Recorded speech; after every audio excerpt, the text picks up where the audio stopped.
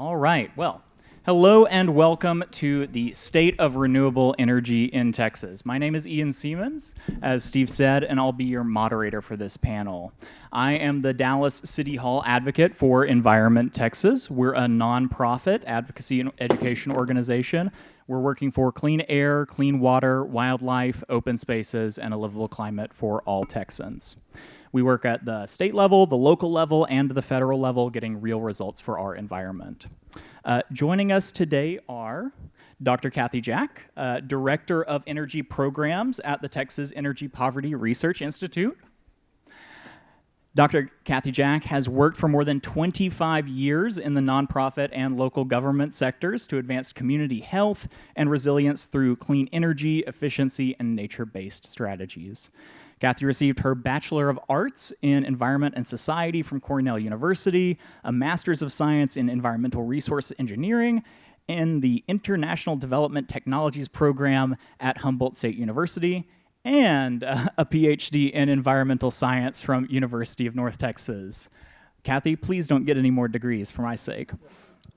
So, Dr. Kathy Jack is a fellow at SMU's Hunt Institute for the Environment and Humanity and serves as a technical panel advisor on the City of Dallas's Environmental Commission. Kathy is most passionate about scaling innovations that truly make a difference for people and the planet. As Director of Energy Programs, Kathy leads TEPRI, Texas Energy Poverty Research Institute's South Texas and Solar for All programs, as well as 2 multifamily solar and storage resilience hub projects here in North Texas. Thank you for being here, Kathy. Thank you. Yeah. And then next we have Tracy Wallace, the founder and executive director of Green Careers Texas. Tracy Wallace is a justice warrior for environmental, racial, and social and economic issues who believes access and equity are the cures to poverty. She is the founder of and executive director of Green Careers Texas. With tenacity and passion, Tracy works to connect hard-to-employ, low-income neighbors with living wage employment in a variety of entry-level clean jobs. Green Careers Texas provides free training and solar PV installation, building science principles, and OSHA 10 safety certifications, while connecting trainees to the soft skill supports and their needed services. Yeah. Thank you so much for the work that you do. And then next we have Michael Martin, the founder and president of MM Solar Advisory. You'll never guess what that stands for. Michael Martin is has a long-standing passion for renewable energy. His calling is high-impact, purpose-driven work.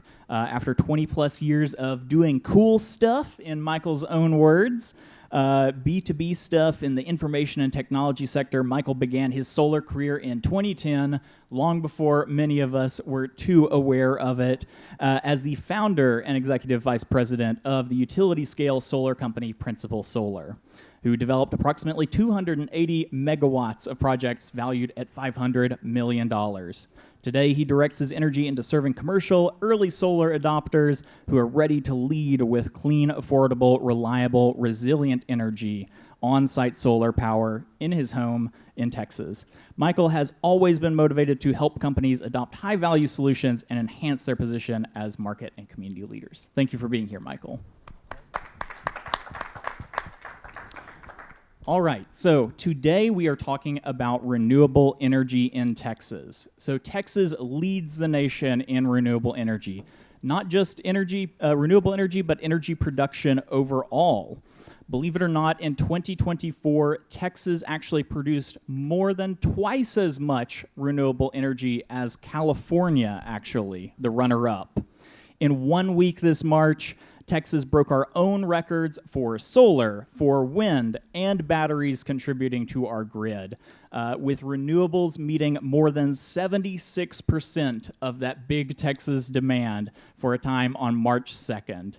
And while it's not just clean energy, it is also some of the cheapest electricity in the nation. And today, we are going to be talking about the status of renewable energy here in Texas, talking a little bit about what's going on at the state legislature, which is in session right now, and what challenges the grid is still facing. Well, with that, all of that preamble, let's get into questions. So, just whoever wants to answer this big question, but what do you see as one of the most pressing issues right now in Texas for clean and affordable energy? You see any barriers towards that, any challenges? That's hilarious. Sorry, hold down.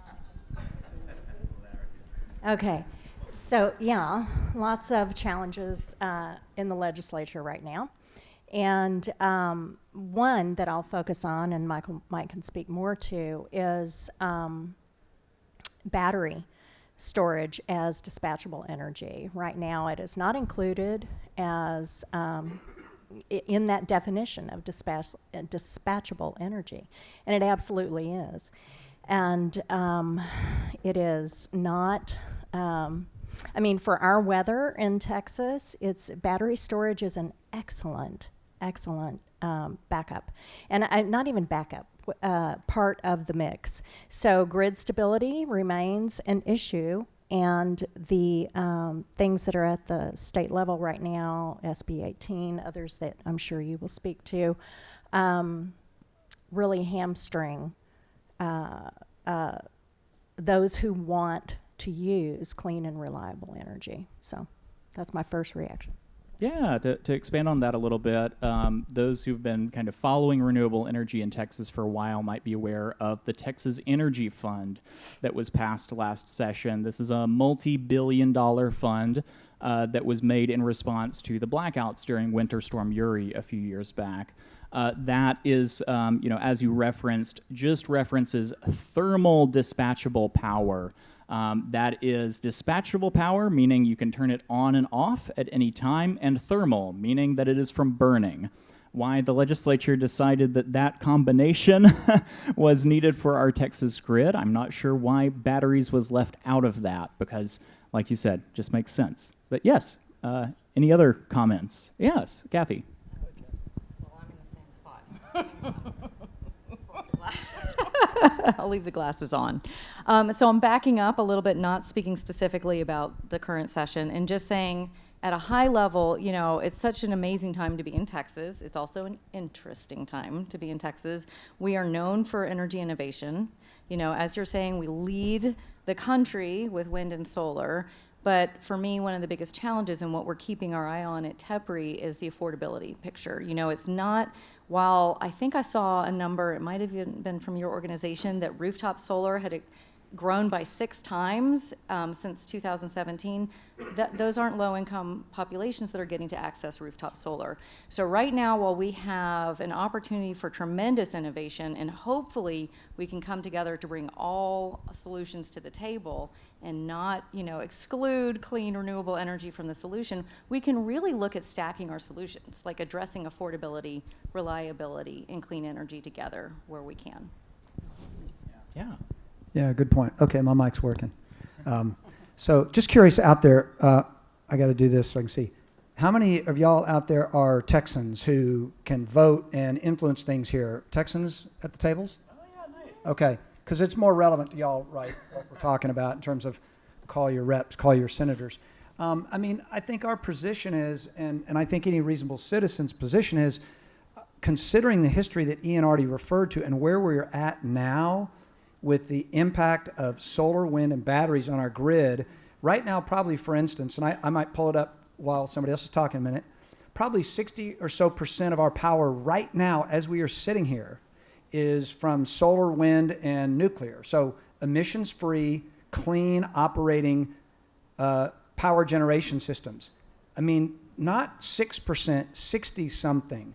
So we're not just talking about stuff that used to be called alternative or was, that cute little renewable stuff. We are already reliant and dependent on it. So to the question, I think the concerns I have is we've got influences in Austin that are not working for the collective best interest of Texans. They may be working for certainly certain special interests. So what we are all involved in, because I know my friends here and Ian, we're all trying to speak to those in Austin and say, look, here are the facts. And I also like to just deal with facts. And for instance, another great fact is last month, solar delivered more power across the United States than coal did, for instance. So that was a new thing. The European Union last year, all of 2024, 71%. The EU is bigger than the United States. 71% of their power was from non-emitting sources. So again, clean energy, nuclear. So that's incredible. This isn't alternative weird stuff anymore. So the markets are already working. The investors, the big check writers that need to fund the big projects like I used to do, they've already made their decisions. They want to generally invest in these clean energy technologies, including batteries. So let's let that happen. Let's not distort that unnaturally by some bad legislation that is because of some lobbying or history of Texas. And I'm grateful as a native Texan for oil and gas who have gotten me this far in my life as a Texan. But it doesn't serve all of us very well anymore because we're number 10 according to the American Lung Association that came out yesterday. DFW, where we are right now, is the 10th worst ozone air in the United States. 10th in the United States. It is bad air. So go outside and hold your breath before you leave town. Anyway, I'll stop there. Yeah, to that point of the prevalence of batteries back in 2020, whenever you were talking about batteries, nobody was talking about grid scale batteries for the most part in 2019, 2020. This is a technology that at the commercial large scale is incredibly new. To that, batteries have increased by hundreds of percent since then, to the point that in that record-breaking week that I mentioned in the intro, batteries provided 10% of the Texas grid for that day. And that is largely because there was a lot of thermal capacity that they call it unscheduled maintenance, broke down, and batteries were there to fill in the gap and make sure that Texas still had clean, cheap, reliable power. So to those points, we talked a lot about, how the Texas has managed to kind of lead the nation in these commercial scale, energies with wind and with solar. But where are the opportunities? It's not just all bad stuff happening, bad bills at the legislature, but what are the opportunities that y'all are seeing out there right now? Well, I'll jump in real quick. The good thing is, yes, the things we were talking about were more about the grid and the big scale utilities, right?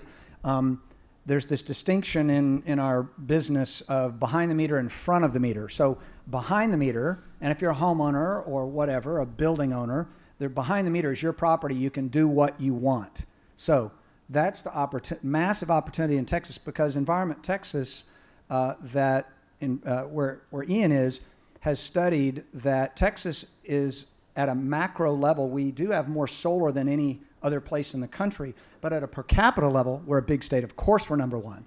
But at a per capita level, I think we're number 20 per a study that his organization did last year. So we've got a long way to go. And the way to accomplish that, a key way, is distributed, meaning put it on the rooftop of your buildings. All these commercial rooftops are massive and flat and ideal. And then homes as well, where that may fit. So there's the opportunity and where we can do things because we still have that freedom where we own our buildings at this point to deploy solar and batteries to fix your cost of power for the long haul, add value to your property when you sell it because it's got a power plant on it.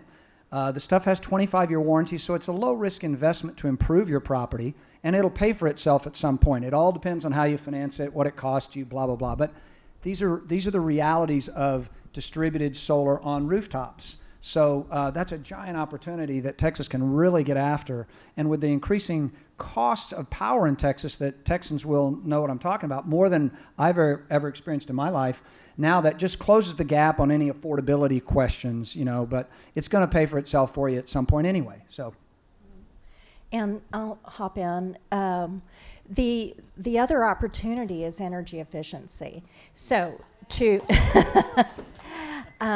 Michael's point on commercial properties, which can include churches and nonprofits, let's remember, is we have the Texas PACE Authority, and a lot of things can go into financing that.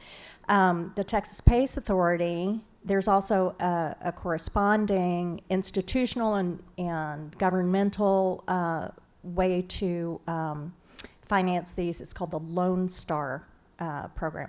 So these you can do solar, you can do energy efficiency, whether it's regarding water, commercial kitchens, LED lighting is the low-hanging fruit, and a project that TEPRI did a few years ago inspired us. And I forgot to mention, I serve on the Environmental Commission as well. I serve District 5, which is a lower income area and largely families of color. And energy efficiency, I think a lot of people don't understand. One of the biggest things we can do in Texas is add attic insulation. And in Dallas, that's R38. It's a 13 and a half, 14 inches of attic insulation. It's much cheaper.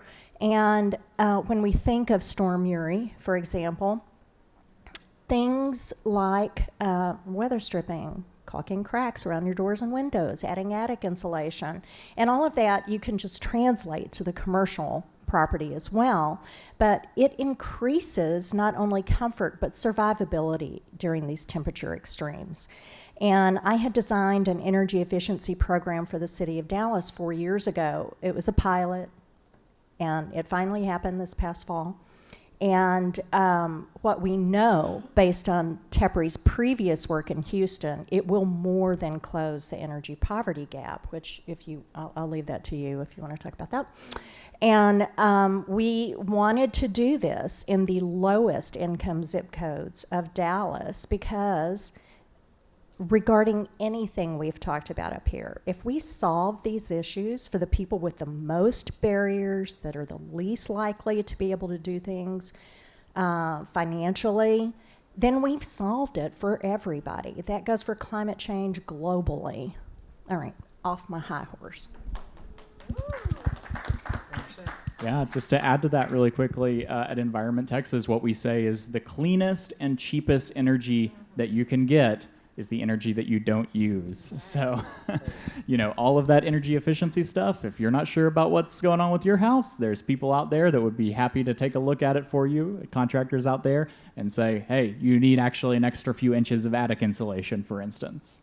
Yeah. And I think there's lots of opportunities, but there was one opportunity I wanted to bring up at this moment with this question, and that is, again, TEPRI, my organization, is a nonprofit based in Austin. We work across Texas at this intersection of affordability, reliability, and clean energy access.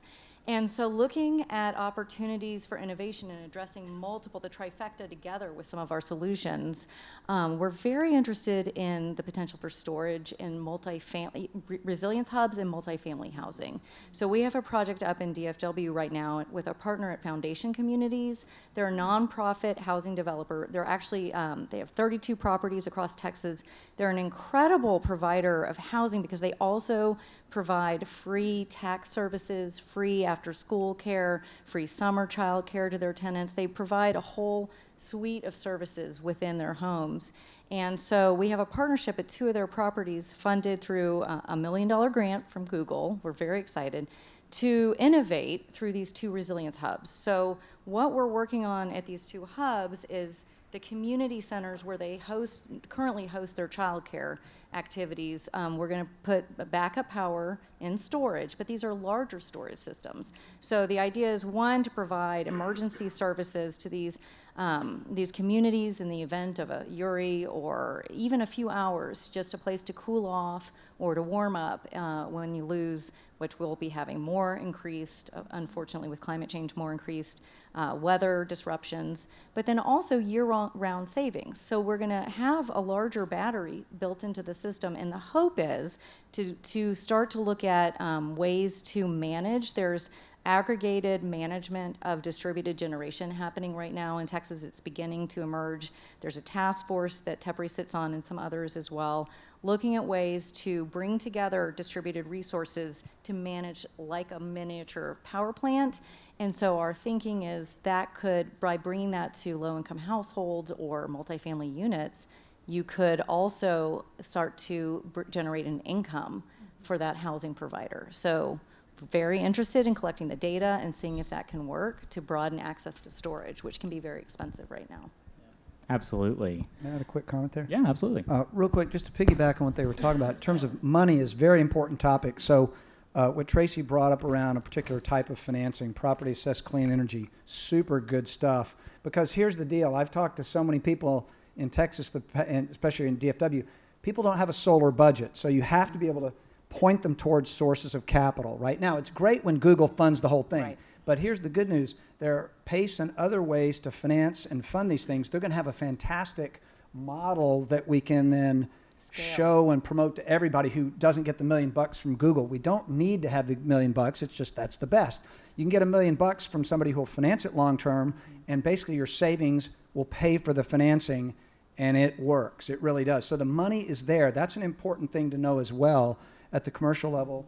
For any of y'all that have properties, commercial properties, or know such folks, that the money is there, and this stuff is not that complicated, and it just works. So the other thing I just want to say is solar is really straightforward at the end of the day. We don't try to make it complicated. You know, you install it on your roof and you plug it in, you kind of walk away for a couple decades. So I just want to add that comment. I had a call at a nonprofit organization this week doing exactly what Tracy was describing.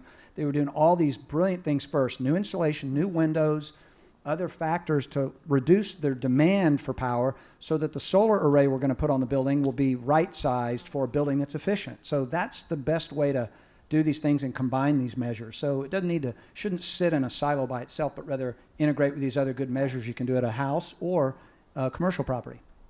Yeah, absolutely. And to that point with, you don't need necessarily $1 million from Google. It's not all bad at the Texas legislature, believe it or not.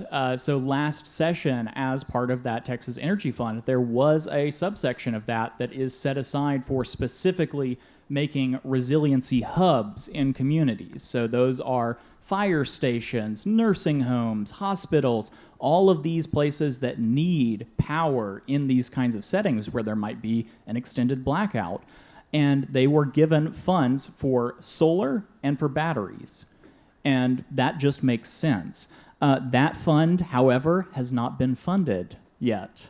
So it is in the law, and all it needs to do is get that appropriation. So if you are in Texas and want to talk to your legislator, that's something to talk to them about. I have a good idea. So instead of gifting money to build nuclear power, because that is, can you tell me the bill? Oh, yes, I can't remember the bill. Okay, we can find out the bill for you. It's a gift, no strings attached, that nuclear is going to be built. It's passed through, and that money could fund the energy fund because, I'm sorry, what? You know how much it is? Go ahead. $750 million, $750 million. That's not just a little kicker, that's significant. Right. And to piggyback off the last speaker is that nuclear takes a heck of a long time to come online. You can stand up a wind farm in 6 months and start grazing your cattle and growing your cotton under there in the next year. You can stand up a utility scale solar farm in 3 to 6 months. Same thing, sheep, pollinators, it can all grow around there. It depends on the landowner. But a gift with no strings attached to very long term, we need the generation now. Texas is growing rapidly population-wise, and our dry line is moving east. So this very predictable, stable dry line that we've had in the state is no longer stable. And so anyway, beating a dead horse. Well, I think a lot of people still need to hear it. And the fact that with that dry line and that dry weather coming this direction, solar and wind don't take any water. So kind of going off of state politics and local to a little bit to the national level, obviously there is a lot going on whenever it comes to renewable energy, a lot to keep track of. One thing that has not happened yet, but many people are worried about, is the repeal of the clean energy tax cuts. So those are the tax credits for whenever you are installing solar on your roof. You're trying to get some of those energy efficiency features that have been so impactful in communities across the United States. I just want to talk to that a little bit. Do any of you have thoughts on what would be the impact of that repeal if it happens? At least on your individual organization. Well, I'll say this. Yeah, it would be the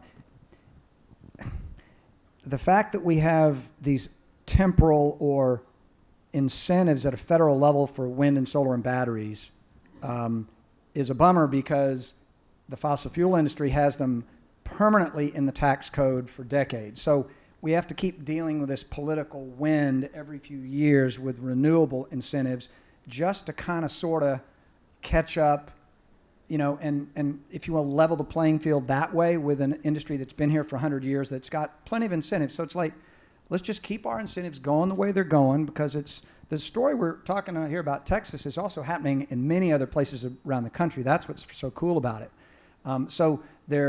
And most of the dollars that have been pulled down and allocated so far have gone to Republican-led, more conservative states. So what I hear is happening, because I'm in conversation and pay attention to national level lobbying groups, is that all across the country, in places you might not suspect, the legislators are saying, let's not touch those because we've got a new solar manufacturing plant, we've got a new battery plant, we've got a new, name it, clean energy project happening here in our community, income, jobs, less pollution happening in more. It's not just in hippie land where this is wanted and needed.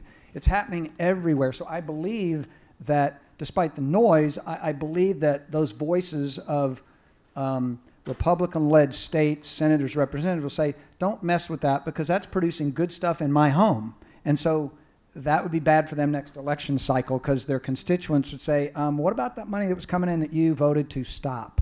So that's an important point, that it's really good for everybody and having an impact all across the country. And you can look back and see this in Texas for decades.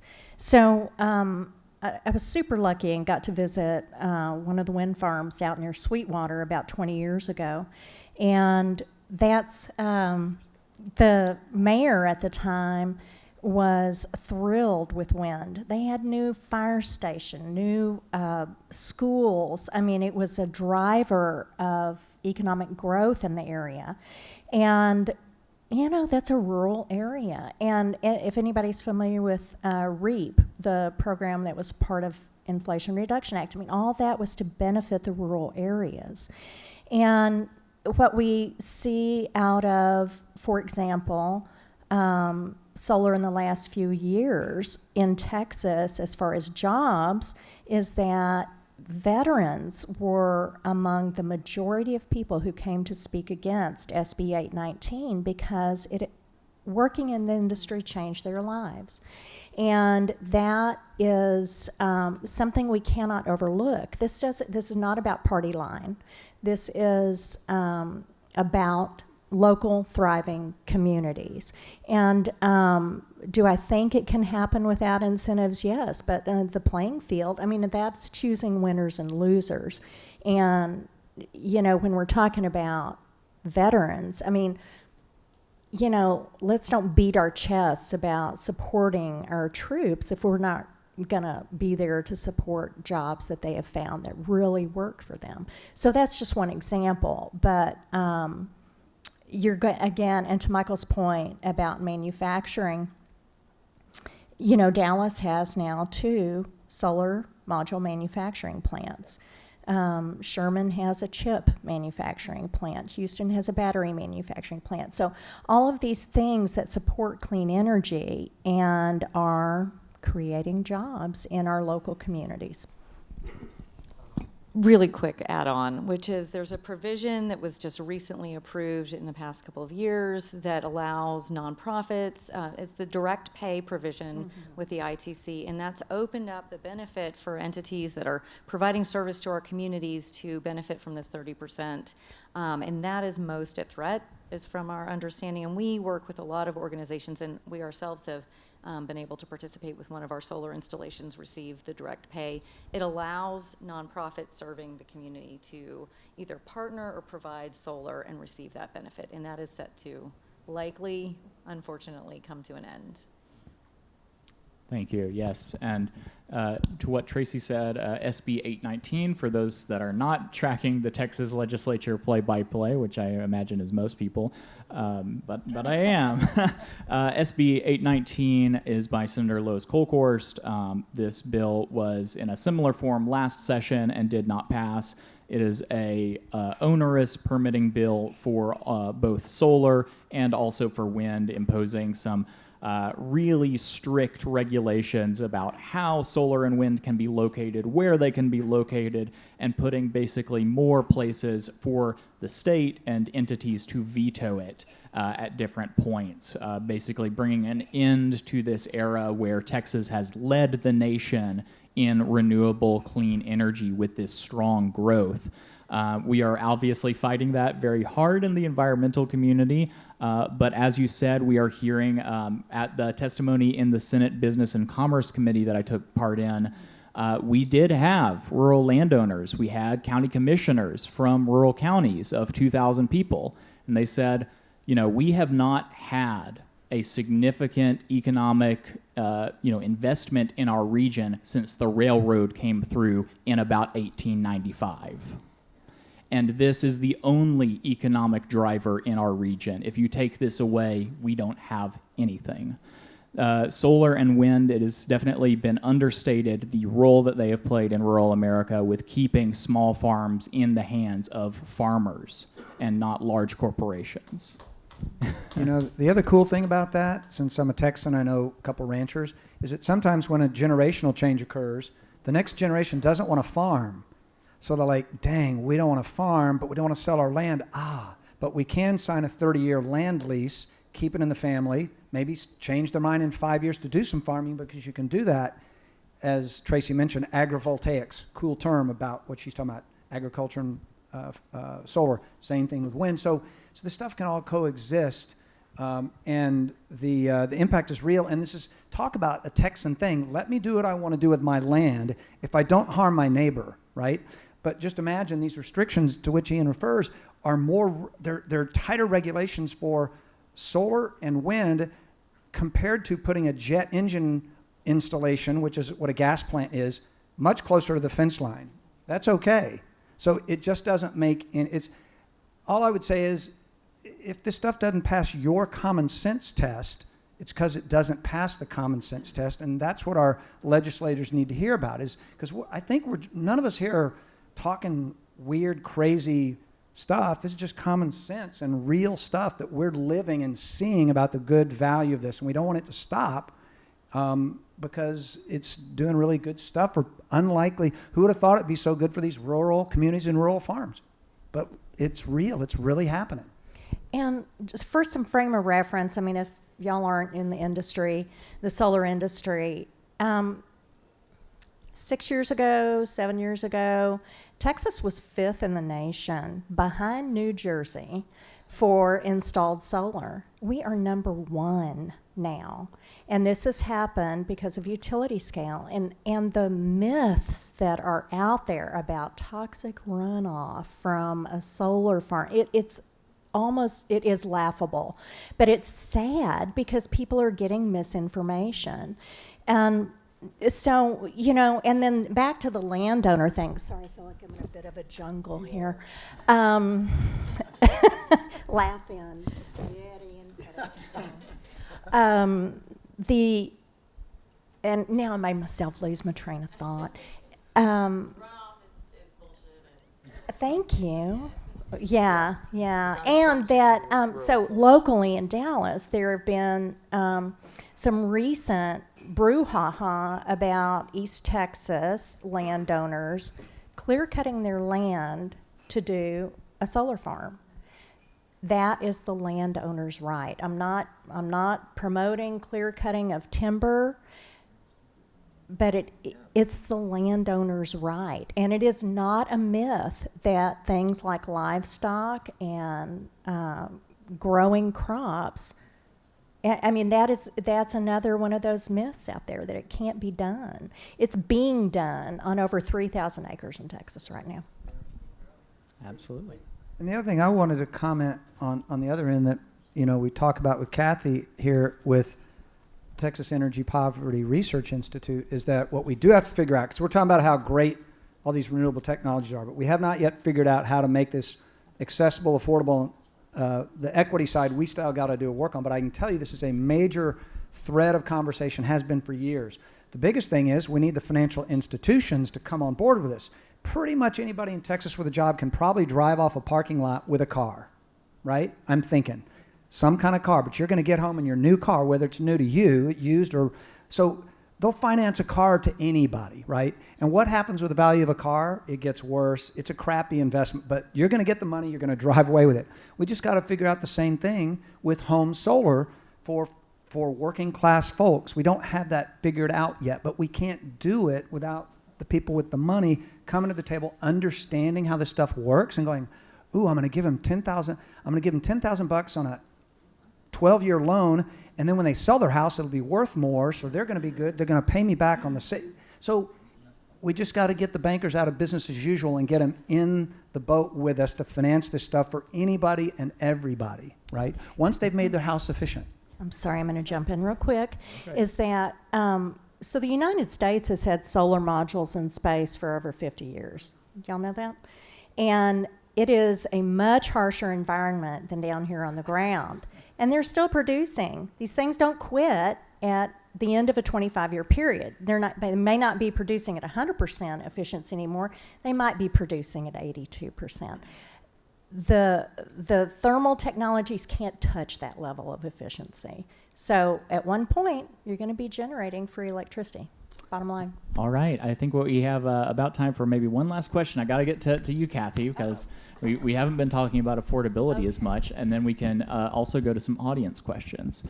So the question being, we've been talking about how there is this affordability of energy in Texas, especially compared to places like the coasts.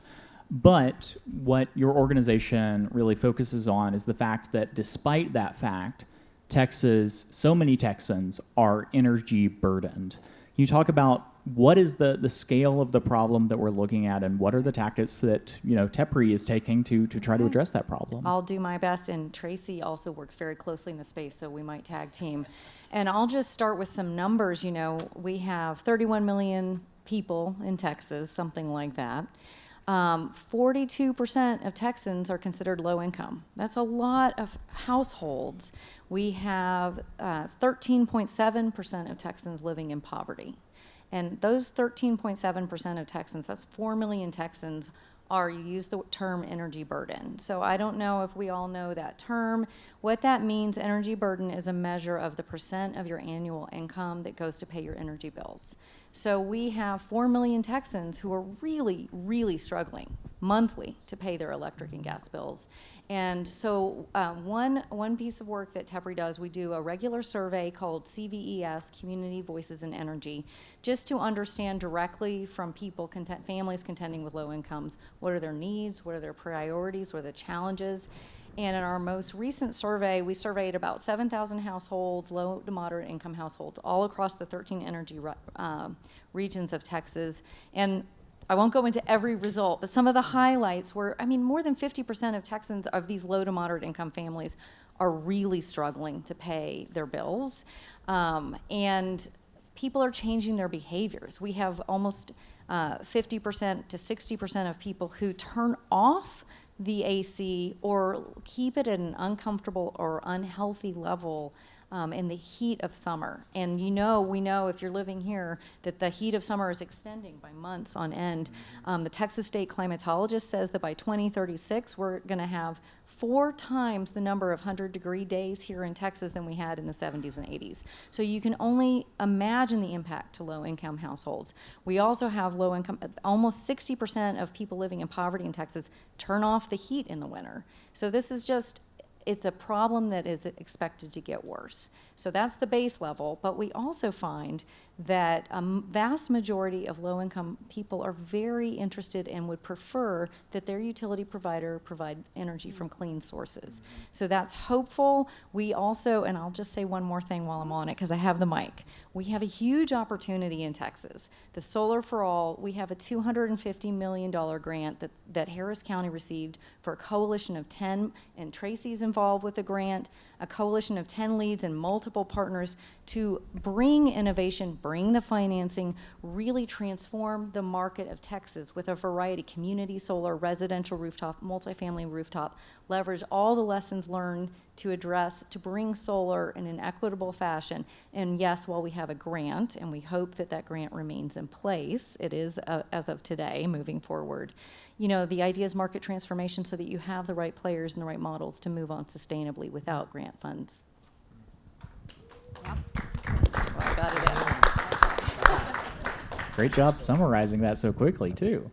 Well, we have just a couple more minutes left. We might be able to take just one or two questions. Yes, there.